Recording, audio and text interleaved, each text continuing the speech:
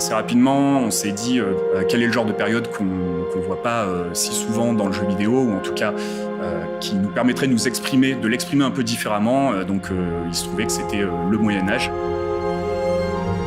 Nos héros visitent plusieurs univers plus ou moins durs. On a cette vie noble, seigneuriale. Derrière, on va avoir la réalité d'un champ de bataille, on va avoir la réalité d'un village du XIVe siècle, on va avoir l'Inquisition et sa structure hiérarchique. He is with us. Very good. Ouais, au niveau des environnements, en fait, là encore, on a voulu rester le plus cru possible et se baser sur en fait une de nos forces en tant que Français, en tant que studio français et en plus basé à Bordeaux. Tous les jours, on marche dans des rues qui ont, pour certaines d'entre elles, été construites à l'époque du Moyen-Âge.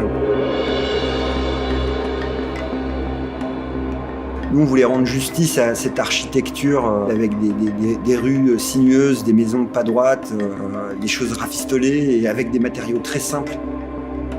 La représentation principale qu'on a de ces villages, c'est typiquement des maisons à colombage avec des encorbellements. C'est le truc classique qu'on voit partout. Là, ce qu'on a essayé de faire justement, c'est de casser ça.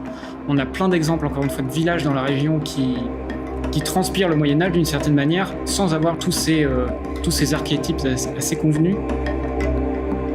On a fait énormément de recherches dans ce sens-là pour donner vraiment la saveur, si je puis dire, le parfum de cette époque-là, que ce soit dans l'architecture, dans le rendu de l'univers, où, par exemple, on revenait très souvent à cette notion de, à l'époque, par exemple, les rues des villes étaient extrêmement sales, la saleté était partout, les notions d'hygiène n'étaient pas du tout celles d'aujourd'hui.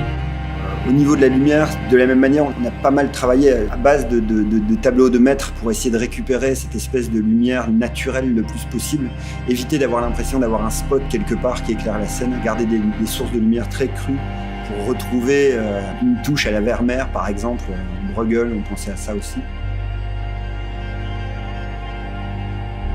Claude Lorrain, par exemple, c'est un peintre du XVIe siècle. Il y a une couleur, il y a une tonalité dans ses peintures avec des ciels un peu orangés et doux qui apportent un romantisme en fait à l'image, une douceur, quelque chose d'un peu onirique qu'on voulait avoir dans notre jeu. Ce que j'adore dans ce qu'on a fait jusqu'ici, en tout cas, c'est qu'en réalité, c'est très très proche de la vision initiale de ce qu'on voulait faire en termes de mood et de veine et de sentiments. On s'adresse à un type de joueur qui a envie de vivre ce type d'expérience.